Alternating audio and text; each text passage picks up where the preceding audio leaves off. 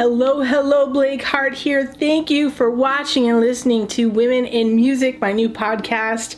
I've gotten a lot of good feedback about it. No, it may not be getting the most views on my channel, but it is a passion project, and I feel really excited about what I'm doing, what's to come, and just talking and meeting so many different women. So today I talked to Nile. I just want to preface this and say there were a little bit of technical difficulties getting into the discussion, so it started a little late, and unfortunately I had a work meeting, which meant that I had to cut off at a certain time, and we had so much more to talk about. This is just, I think, the cusp of some of the exciting things yet to come, because I'm going to talk to her again, pick up where we left off, but lots of great stuff in this podcast. I hope you enjoy it. I hope you enjoy hearing more about T. Nile. What was so interesting is she also had questions for me, which I really loved, and it made me think, I think I need to do one of these with myself. So I'm going to do that in the coming weeks, next week or the week after. I'm definitely going to do that, spend about 45 minutes talking about my story, and I thought that was like an excellent idea. I hope you enjoy this today. I really appreciate you listening, watching, supporting the Women in Music podcast. And hit me up if you're a woman in music and you want to talk and chat. I'd love to meet you, so definitely hit me up. You can email me, blake@blakehart.com, and here we go. Blake. Yes. Blake All right. Hart with a cool name. You've got like was that your given name, or is that? No, it's not my given name. No, but T. Nile. So do you go by T, or Yeah, some people call me T, but okay. So T. Nile is also a stage name, I guess. Right. The Tamara is my name, but Nile was like, I guess, something that I didn't come up with it. Someone that I was working with helped me come up with it, and I just didn't want to use my. This was a long time ago, and I felt like having a stage name. It's kind of like having a mask, but it allows you to feel, I guess, less vulnerable in a way, to just have something that's specifically related to. Well, because you're doing the same thing. I agree. So I get that. My thing was just like putting myself out here on the world of YouTube in like a community that's probably vastly like men, because my channel is like, it's like 98.5% men.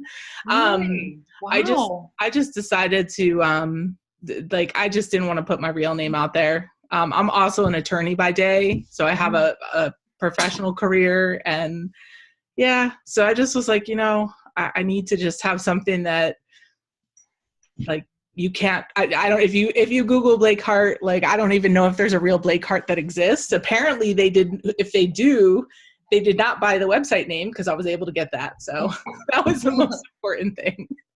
Well, it's a pretty great, I really like it. So it's funny, because one thing we share with our names is they're sort of gender neutral. Yes. And I was gender neutral. There was something for that as well with me. Yes. I mean, before I even understood why I was doing it, I wanted a gender neutral name. And now I'm like, well, obviously why? There's so much discrimination, and I want that. I want to get through a door before I'm like instantly judged. Oh, you're a woman. But anyway. That is a really good point, because the whole J.K. Rowling thing, like, sort of a similar premise, but but no, that's cool. I am so excited that you are here to talk to me. I really am. Like I said, most of my viewers are men, and this is a really like passion project, so like it. I'm really trying to like just talk to as many women as I can, as many different things in music, diverse group, and just like hear stories, and just chat for a while and share stories. So thank you so much. Well, thank you for asking me. I'm excited to talk to you also, for so many reasons. I hope that I can ask you questions as well. I was like, I want it to be a two-way interview, because I'm so curious about what you do and how you got to be doing. I'm absolutely very impressed that you have a career in law and you're doing this YouTube channel. Like, to me, that's like, what? How are you doing that? Helps me keep make the time. Yeah. Huh? It keeps my sanity, but time is an issue for sure. Yeah. But let's hear about you first. That's nice that you Okay. want to hear about me, but I want to hear about like just a little bit about yourself. Tell us like, like just who you are right now. Like, what are you doing? Like, what's your music story? Oh boy. Well, my music story started when I was a little kid. My parents were back to the land kind of people. They both came from pretty diverse backgrounds. And I could so easily go on and on about that. So I'm going to try to make it really short. But my dad was actually a refugee from the Second World War. Oh, wow. Came to Canada via the States, via Sweden. So he was born in Poland, and his story is crazy. But I always end up talking about my dad. I'm going to try not to do that. Okay. Okay. We'll leave that for the next part, next time. The Okay. next part. But so he has an interesting life experience, and he always passionately wanted to play music, but his parents were, his dad was a doctor, his mom was, a lab technician. They really wanted him to have, a respectable kind of career. So when he was a kid, all he wanted to do was play the accordion, and his parents were like, absolutely not. You have to play the piano or the violin or something respectable, which is a typical kind of, I think, immigrant mentality. Like, we want to fit in. We want you to do something that's not from the old country. But he wanted to play accordion, and then through a series of different events, he wound up as a political prisoner, and he shared a cell with a African English blues musician. Oh, wow.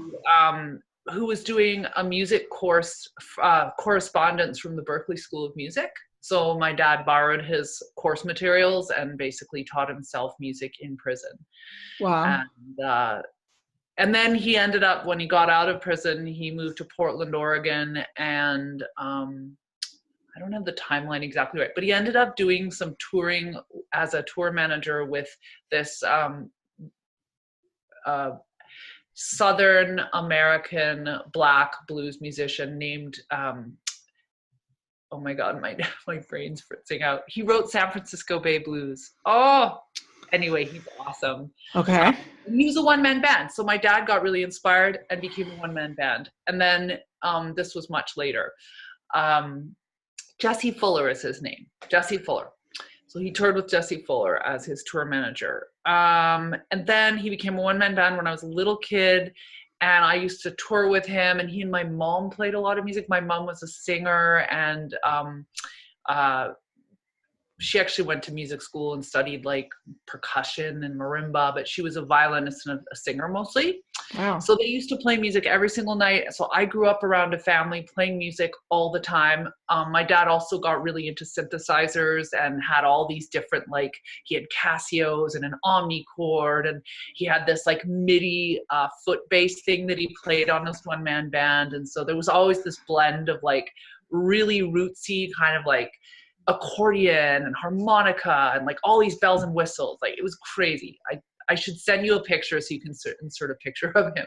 It sounds awesome. It was pretty cool. Yeah. And he toured like all the the West Coast, like, because he was a dual citizen. So he worked in the States and Canada. Okay. He went from like Vancouver, Victoria, all the way down to like the border of Mexico, like all the major cities. And he toured in Australia. So where was I? Yeah, so that happened, and I guess he and I really became really, we had a real bond through music. I started playing when I was really little, like 3 or 4. I started playing a little, I think one of his synthesizers or something, and then moving forward, I got like violin lessons when I was 5, and then guitar, and yeah, so let's fast forward a little bit more till now. So I decided when I was like 18, I went to India after high school for like 4 months. And I ended up in Goa, and there was this like intense like rave scene. And I just was blown away by like having kind of been into, well, I went through all these different musical phases. I was really into blues, classic rock, like singer-songwriters. And then I went to India, and my mind was just exploded by techno. And also just the whole culture around it. It was so such a huge, vibrant, intense thing. And that was a big pivotal point for me, because I think at that point I developed a passion for electronic music. But I always had this very like rootsy, acoustic, I guess, you know, more traditional musical background. I also went to music school for 4 years. So I think that's like, my music always has blended elements of even in my early first 2 records that were quite rootsy, but still I was always like pushing it. I was pushing the genre. I was bringing in elements of you know, different types of music. So I feel like I'm on a massive tangent. Am I on like a huge tangent? Well, I know, because I asked you to tell me a little bit more like about yourself, like just like musically who you were, and these are all pieces of who you are and your background and your history and your journey.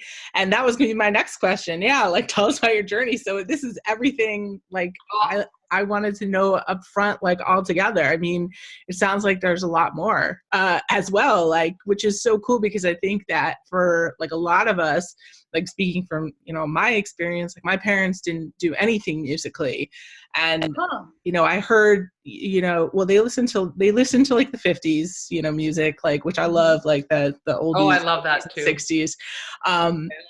So I grew up with that, but they didn't play any instruments or like, you know, sing or do anything themselves musically. So to hear, you know, the story of somebody who was just surrounded by music on a daily basis, it just sounds like just so amazing, you know, to have those instruments like, you know, at your disposal to try and play. And it's so cool. It's really cool. It was cool. Like when we were the family that all the kids would come over, and at their place, everyone would be wrapped around the television. And at our place, we would have like all these instruments out, and like kids would just come over and we'd make so much noise. I can't believe my parents must have been so annoyed, but they weren't. They loved it. Yeah. And we would just play music for entertainment. That's really, really cool. So you mentioned a little bit about your past 2 albums, and I know that you have an album coming out sometime soon, because there's a single on Spotify. I will put the link below. So Sweet Talker. And so I think you have an album coming out. Like, tell us like a little bit about maybe your most recent album project. Sure. I had a transitional record, which was called Tingle and Spark, which came out in 2014. And that one definitely, I think, is more in the direction of what the album that's coming up, which was a lot more electronic than my first 2 records. This record's coming out on April 26th, so pretty soon. Okay. And it was a collaboration with our mutual friend, fellow YouTuber Sadowik. He and I wrote almost all the songs together and performed and produced them together. So it was a really it was a new thing, because I've almost always just written alone. Well, I do some collaborative writing, but that's the first time I did like a whole record and it was very organic, because we just started basically similar to I guess my childhood. We just started playing around. Yeah. And things started coming up, and we just hit record. And one of the things that's pretty cool about this record, oopsies, I just put you to sleep. Hold on, I got to bring you back there. Oh, there you are. One of the things that was very, pretty cool is that a lot of the vocal takes and a lot of the instrumental takes that I did were the very first time that not only did I perform it, but I was improvising what I was doing on the spot, both melodically and lyrically. Wow. Those tracks ended up on the record. Okay, so then I have to ask, the flute in Sweet Talker, was that just like a one take? That's okay. Sadowik. That is Sadowik. That's not me. Oh man, I wish I could play like that. That's like Jethro Tull style. It's awesome. Well, it was so like the hook of that song is like, it's just it has a really good hook, and it gets there like I always think a lot about arrangement, you know, because it's so important, it's so critical, like to the end product. And I think the timing is just so right when you get to that hook, which is just so catchy. And then it's like, then you get hit with the flute, and it's like every song is good once you add a flute to it. So you're just like, oh, cool. So I do like it. And I wish you success with the album and that single, because I think it's really catchy and it's neat. It's like a different vibe. Like you're saying, you've sort of pulled like a bunch of sounds and, you know, stuff together, and cool. I feel like it represents, well, yeah, that one in particular, because I guess my singing style is not, when I listen to popular artists right now, I really don't sing like what is popular right now. I sing more, I think it was more maybe popular, my singing style. It's almost like jazz blues background or something, or I don't even know. It's hard to be objective about your own style, but all I know is I do not sound like Ariana Grande at all. And that's no diss on her at all. Yeah. I just don't, that's not my singing style. Someone told me recently on through SoundCloud that I sound like, I don't remember her name, but she was the lead singer of, I think, was it the Cranberries? Who was the woman that just recently passed away, and she was from the 90s? So that was the Cranberries woman did pass away. Her name is like Doris something, I think. I forgot her last name. Is it her? Was it? She did pass away in the past year, I think. It was someone who was from Ireland, and I went and listened to it. It gave me goosebumps, and I thought, wow, that's like a huge compliment if I sound anything like her. Yeah. But I guess just what. Since you're open to it, because I wasn't going to say it, because I never know how people feel like when people say like, oh, you sound like whoever, because like, you know, it could be like, you just don't know how artists feel about that, because you want to sound like yourself. Like, you know, you don't want people telling you, oh, you sound like so-and-so. But I'm telling you, when I heard the song, like, I was like, I don't know, I just felt Stevie Nicks. Like, I love Stevie Nicks. That's amazing. And I don't like, and like just something about like the hook and everything. It brought me back to this other song of hers, which was like, I think in the 90s, which was like a Room on Fire song or something. Anyway, so that was the whole vibe that I caught. And it was just like, it was refreshing, because to me, like Stevie Nicks is so different than like what you're saying, you know, like, the same old, like, no offense to Ariana Grande, but like the same old that you hear everywhere. So that's what struck me. I was like, oh, cool. So I'm a huge fan. I was listening to Fleetwood Mac when I was like a kid. It was like, well, sort of my parents' music, but in fact, I think my very first ever concert when I was 12 was a Fleetwood Mac concert, when they had one of their many, you know, comebacks. And Stevie Nicks is pretty special because she's a really interesting maverick, I think, but yeah, that's cool. I don't know if my singing style was that influenced by her, but any kind of comparison is super flattering. Thank you. Yeah, I've seen them in concert too. So it's like, they're awesome in concert. Talk about like interesting chemistry, because they apparently, there's just so many crazy dynamics between them, but somehow it comes out as amazing music, you know. But for them personally, I think it's really challenging. I'm sure. Maybe easier now. Can I ask you a question? Yeah, sure. I'm so fascinating. So fascinated. You are an attorney, that is a huge commitment of time for the education that it takes to get there. And it takes a certain kind of, I think, way of thinking that's so methodical, which I think actually probably lends itself well to production. Would you say? Potentially. I guess. I was in school forever, it felt like, but I mean, for me, like, I feel like it's the creative side is sort of like balances out what has to be like, just so like book savvy, use your brain really hard side, you know, and then the creative side is sort of where you just like let it go and you think of grand ideas and things that you know, that you can make or do. And and I'm sure just like many other people, it's like creating something just is so fulfilling, that whether it be music or video or, you know, photography, it's just always been such a fulfilling aspect of my life. And I can't just like not do it. It's been so hard when I don't get to do it. I relate 100%. You know, I had to take a break. This is actually maybe relating to what we're talking about with regards to my journey. I didn't have to Well, I kind of did. My dad got sick. I did palliative care for him, and then Mm-hmm. he passed away 4 years ago. Mm-hmm. And after that, it was a huge life change because he and I were so close. He was such a big Right. part of my creative process and everything. And I also ended up being one of his executors, and just the Mm. whole dealing with everything was a big deal.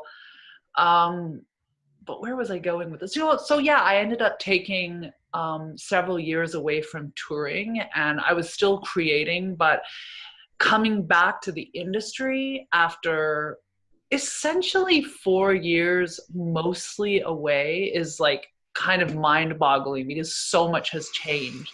It's like a Yep. completely new landscape. The way that people just discovered music and news, already it had changed so much, but it Right. just keeps going. And yeah, I'm really kind of mind blown right now. I'm actually pretty excited because I Mm-hmm. feel like there's a lot of new opportunities, but still there's also a part of me that's like, man, Spotify, what a little bit of a scam that is, you know?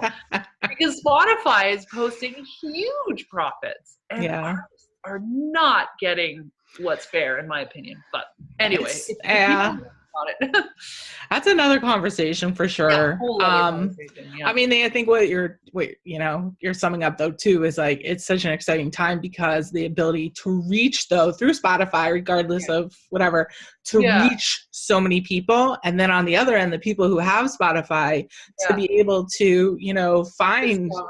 somebody like you. Maybe I wouldn't have discovered you if I didn't go down this wormhole in Spotify, for example, Totally. and come across somebody else's playlist. So I it's agree with tough. you. There's It's a tough. lot of good. There's so Yeah. much good.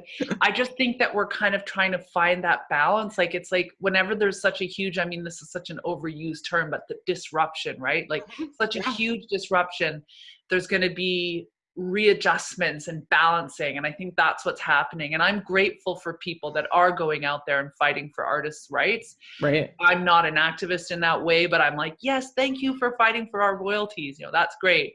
Someone has to do it. But at the same time, I totally agree with you that there are all these new amazing opportunities, both as a music lover and as a music maker. Like just the other day, we were at the local pub on the island, and I heard two songs back to back that blew my mind. I've never heard them before. I'm like, who is this? And I was like trying to jot down the lyrics so I could figure out. I just like, where is this coming from? It's so good. I've never heard it before.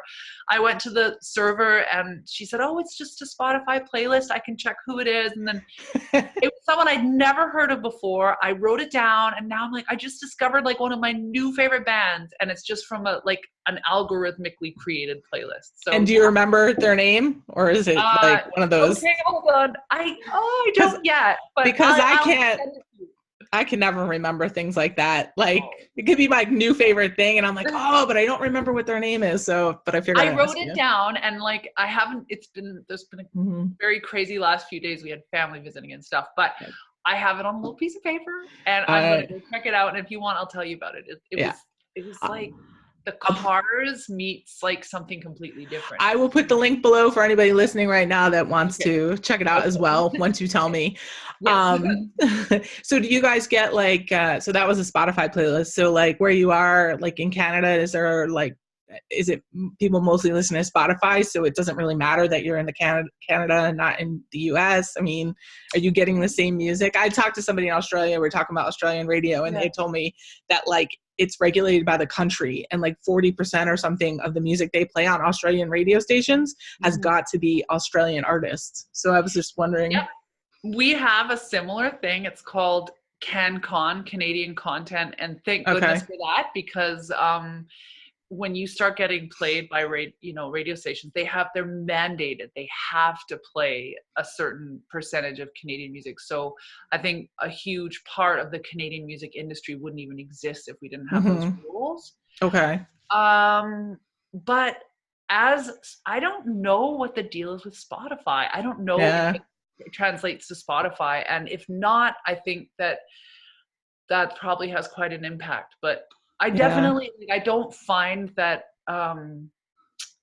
Let me think about that because because it's all about playlists, and the Yeah. playlists are not following the Unless, rules of, I don't know, but unless they somehow in the back end tailor, what people who live in Canada see, like, I know there's like a global list versus a United States top list, and I don't know what that looks like in Canada, but I think the top bar, like when you look yeah, at the top of Spotify and it's like who's having new releases, yeah, a lot of that's Canadian for sure. okay, But when you're just looking at playlists, it's just whatever you're into, basically.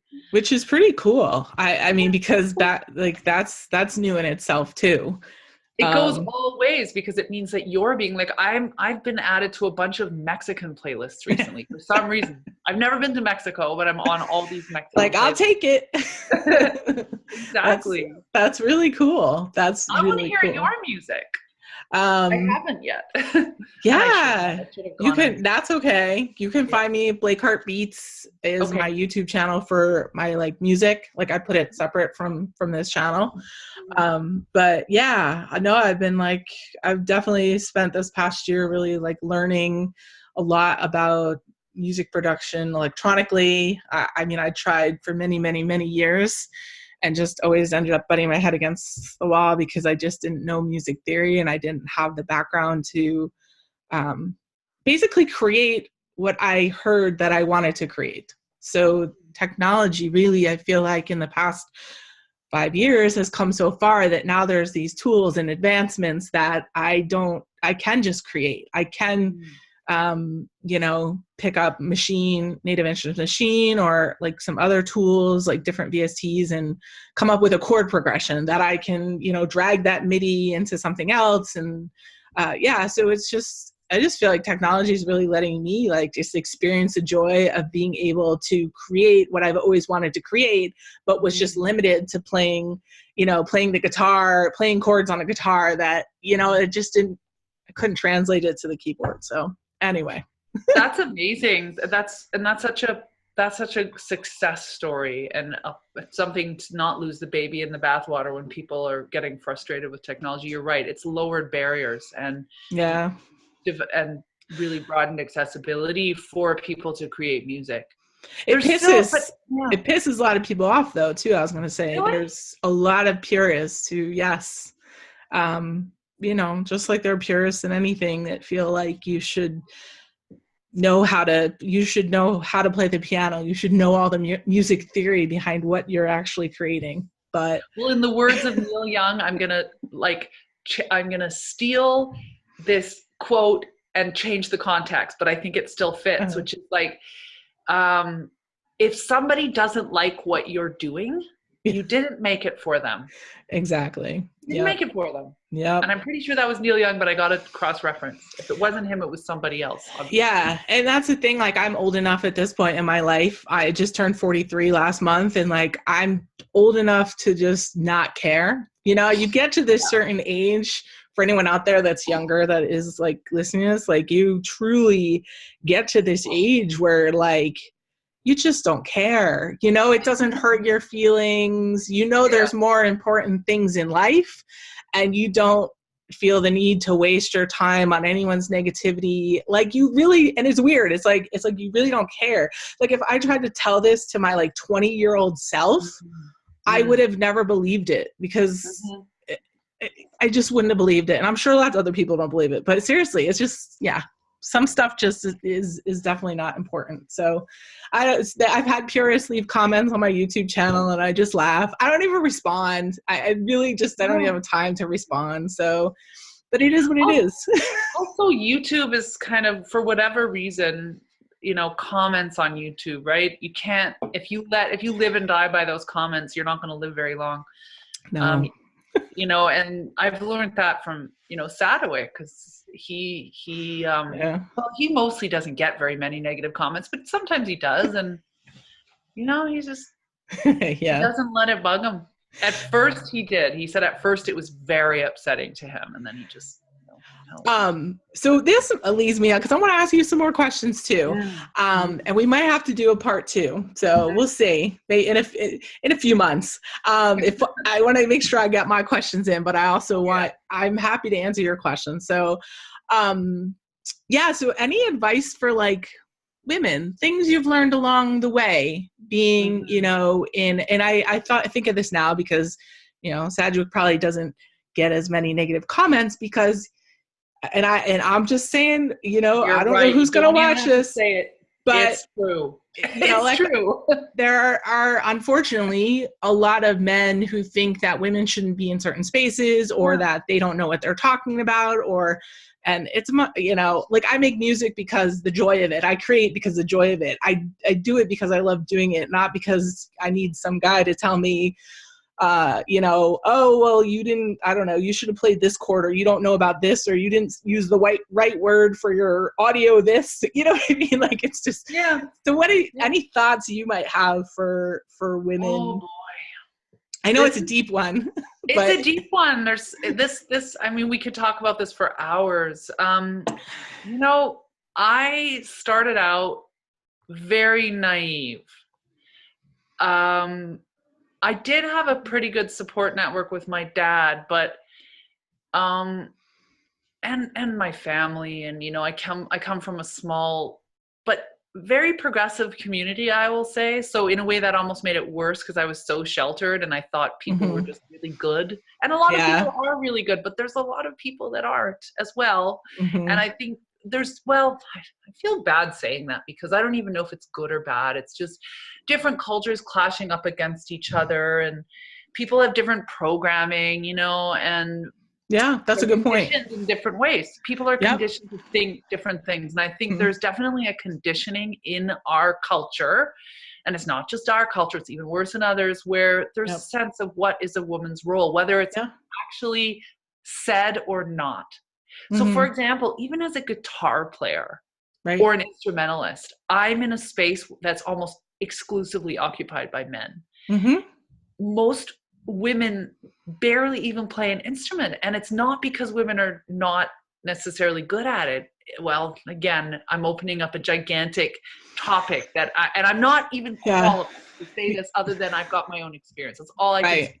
Okay, if you step into a room somewhere, you're probably going to be one of the few women that is playing a guitar. So that's what you're going by. Yep. And I hear you. Let's step it up one notch and say playing lead guitar, which I've just been getting into more lately.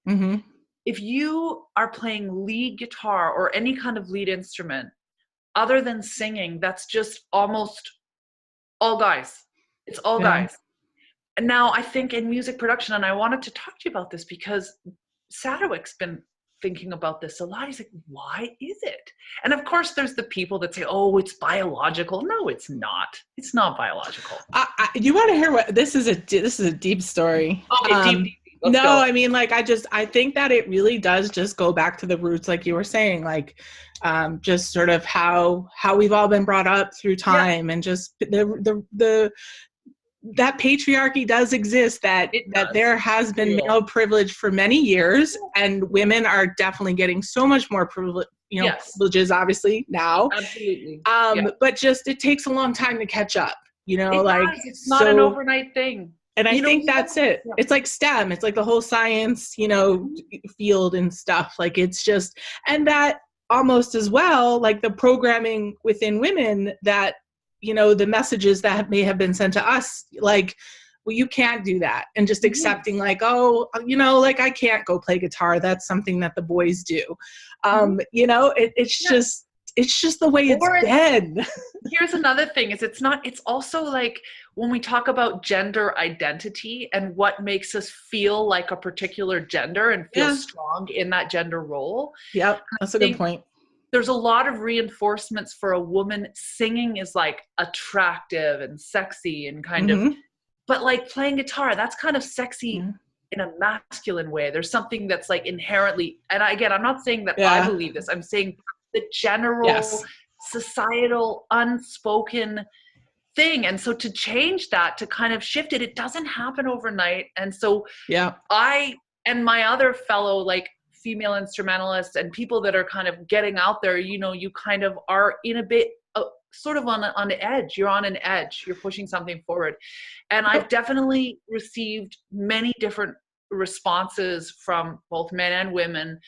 I think that I'm now for the first time in my life, really owning my own space and comfort in it, because I think for a long time I did feel like an imposter, and I still a little bit do, specifically in music production. Actually, I don't feel like an imposter in, I think, any other aspect of what I do, but as a producer, and specifically with the technical aspect of it, right. And it's almost like the language that is used. So I don't know how we shift this, because I mean, and you're part of it. I mean, you're part of that. So that's like, kudos to you. But this whole feeling that you're walking into a club where it's not ever said that you're not allowed, but you feel like it's not for you. That club is not for you. So I want to follow up, because I think that this is very poignant, and I want to make sure I say this. Yeah. So when I walked into the club, into the production club of YouTube videos and people doing it, I have to say, I expected to get so much more negativity than I did. So we were just talking about how like the comments or this or that. I would have to say overall, I'm absolutely completely surprised by so many of the men in the 25 to 40 age bracket that follow my channel, watch my videos, and the amazing comments that they do leave. They're very encouraging.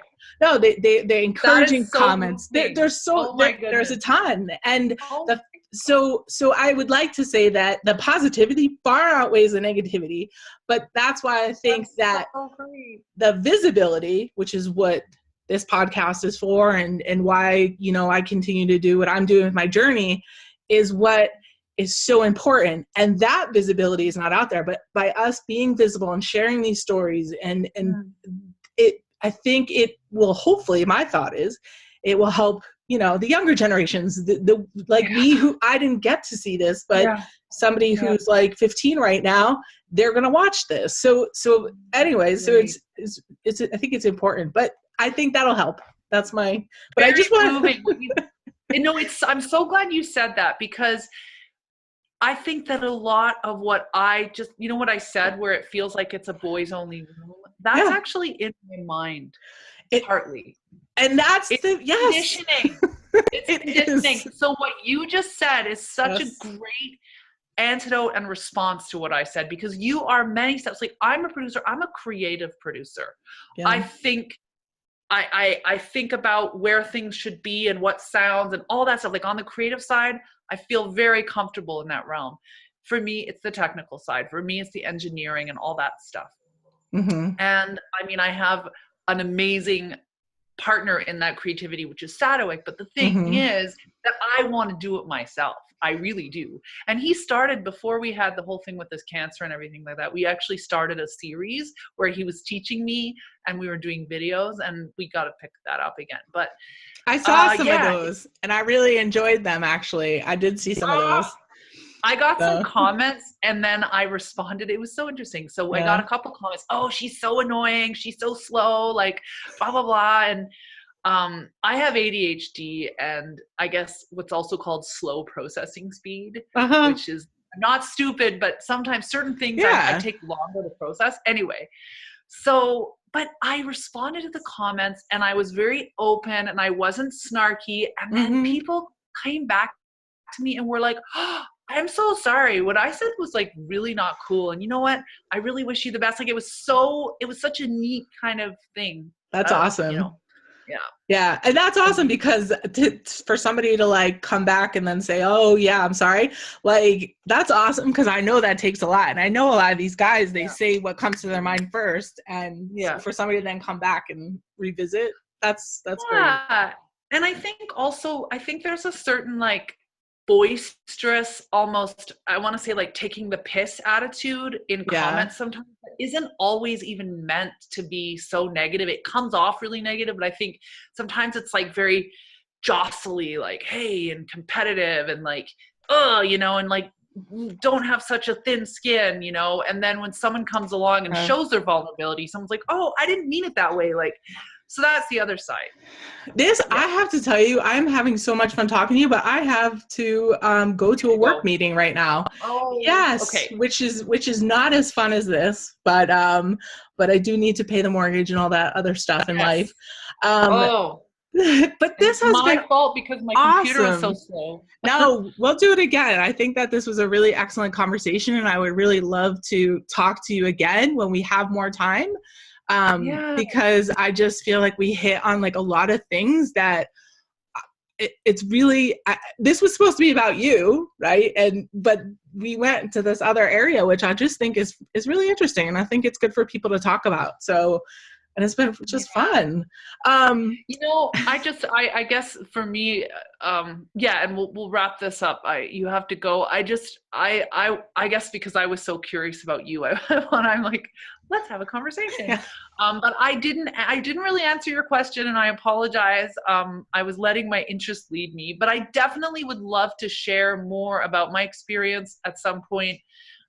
Because I do think I have something to offer. I mean, I've been in the industry for quite a long time, and I've seen it from several different angles. And I think I really appreciate that you said what you said. And I think that there's a lot of growth and awesome stuff happening. And ultimately there's so much more good than bad.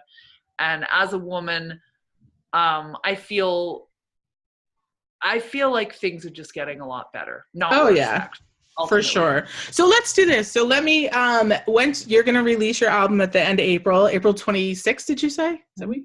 Okay. Mm-hmm. So let's do this. Let's plan for, like, we'll get together and we'll talk again after you release your album. I think that it'll be after Easter and all those other crazy things. Good. And we'll talk again for sure. This has been awesome. I'm going to put Nile, folks. I'm going to put all your links to everything important below, to Sweet Talker, to so that people can find you and follow you and listen to your music. So thank you so much, and have a great day. Thank you. I really, really enjoyed talking to you, and I hope we get to connect again and I'm going to go listen to your music now. That's what I'm going to do. Awesome. Thanks, Blake. Awesome. Thank you.